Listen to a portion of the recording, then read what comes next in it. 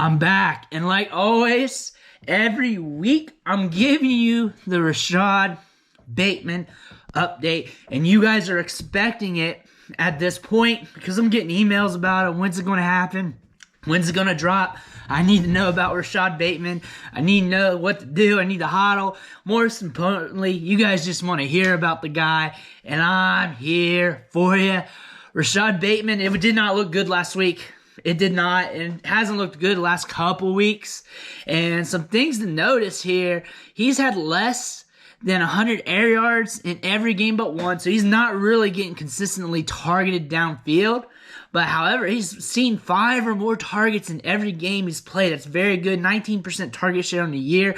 And he's had some games, 3 or 4 of them, where he was over 20%. 20% or higher. Let's just say that. One thing to note about Bateman's scoring potential in fantasy, it's been decreased or impacted by the game scripts Ravens have been playing in.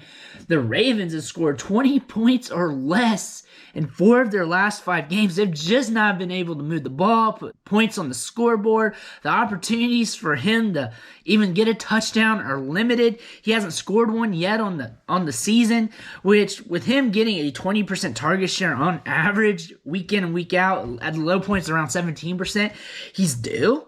So we should expect him to score that touchdown somewhere down the line. I say that every week.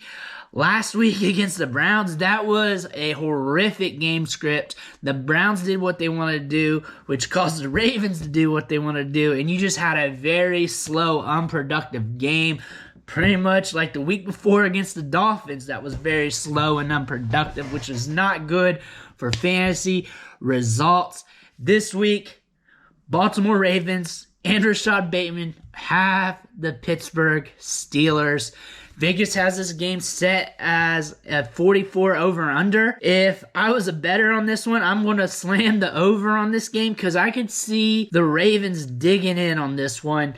Pittsburgh's been rolling over lately, allowing 82 points in their last 2 games, and teams have been throwing on them. Imagine what T. Higgins was doing last week. We could see Marquise Brown and company light up the scoreboard. However, it could be a lower volume game if both these teams want to go at a slower pace. Pace is a big deal when it comes to impacting the potential output of a lot of these players, because if you're letting time roll off the clock, then you're taking away opportunities from some of these fantasy assets. If Rashod Bateman does not go off this week, I'm afraid it's not going to happen. Next week, he's got the Browns. We saw what that matchup looked like last week.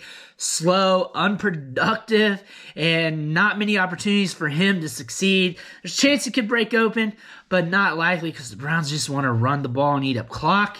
After that, we got the Packers. So it could happen, but we're getting late in the fantasy football season. So if you want to bet on Rashod Bateman, now's the time. And it is a gamble. It is a speculative asset. The results could be phenomenal. He could have a wide receiver one week if he hits the end zone, gets his targets.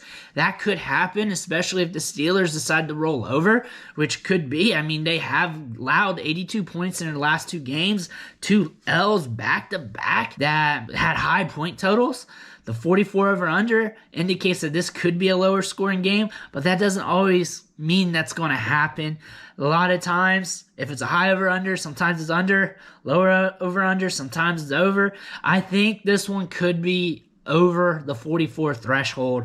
I would bet on the over, but that's just me. I think the Ravens are going to be able to move the ball, especially later in this game, and I think Rashod Bateman could be in line for some targets. And the reason why I say that is because he's always been in line for targets. He's been getting at least 5 targets a game, sometimes 8, and that's a decent number to work off of. And if he catches a couple deep ones, which it could happen, he hasn't been getting many deep targets. He hasn't been getting those air yards, but he's due on that. And part of that is these slower game scripts, them not having to throw it deep. That's why they are not putting up as many points on the scoreboard lately. They haven't been airing it out as much. If they start airing it out more, they go back to their old ways from earlier in the season, we could see some more opportunities for Rashod Bateman getting those targets deep downfield, which I'd be excited for. Even if it's just a little bit deeper, because a chance for him to pop off on some of those catches could be big time for us. from a fantasy football perspective, Rashod Bateman should just be on the end of your bench just in case he decides just to take over, because remember, he's a very talented first-round rookie wide receiver who is very productive out of Minnesota. I say this every week. The clips every week have been looking sexy, him breaking off these routes, getting open. We got some clips from last week where he was getting open and Lamar Jackson was just straight not even looking his way. So it's not like he hasn't been looking good on the field. He has been getting targets. He has been catching balls. He's had some good weeks. He did have one wide receiver 2 weeks and a few double-digit fantasy point weeks. So it's not like he has been a lost cause. He's been giving you some rumblings, some indicators that he could be giving us more somewhere down the line. I feel like if he had a full season this year, had a healthy year, we could have a 1,000-yard receiver. I think we're probably going to get that as long as he's healthy next year, which I don't see why not. It just depends, just a roll of the dice that Bateman will probably be a 1,000-yard receiver next year. I have nothing that tells me not to, especially considering what he's been doing during his rookie season, all the targets, all those big plays, the one-handed catches. But really, from a redraft perspective, he should be on the end of your bench just in case, because if he blows up, you do not want him on another team in your league, especially in your playoffs, because you do not want him to be the piece that helps one of the other teams in your league win it all, because he has the potential for that. If for some reason you need to drop him for something, go ahead. I understand that, because you do have to fill those holes. You do have to maximize that lineup. But if you got a spot to stash and you want to stash a speculative asset is just a player who has some potential, who hasn't hit yet, and has upside that is nuclear, and you got the room to hold that, Rashod Bateman's that guy, because he's getting targets. He's obviously got the talent. That talent is transitioning, and eventually the pieces are going to come together, and he's going to start scoring fantasy points, and this might be the week he hits the end zone. If you're desperate at wide receiver, and you need to put somebody in, not a bad week for Rashod Bateman. The Steelers are rolling over. He is getting targets. He has a decent target share. There are some weeks where his target share is over 20, and this could be the week that he goes off.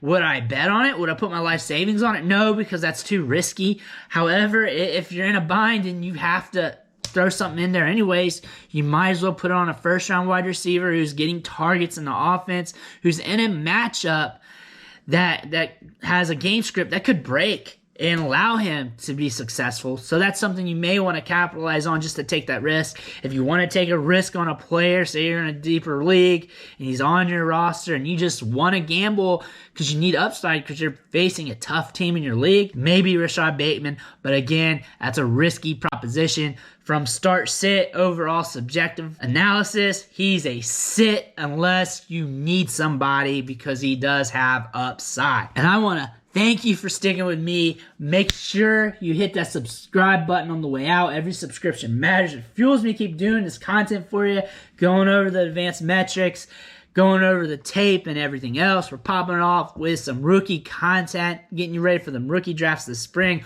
Already early December, already got a vid up. Maybe you're going to have some more up soon. So be on the lookout for those. Again, I want to thank you, and I'll catch you next time.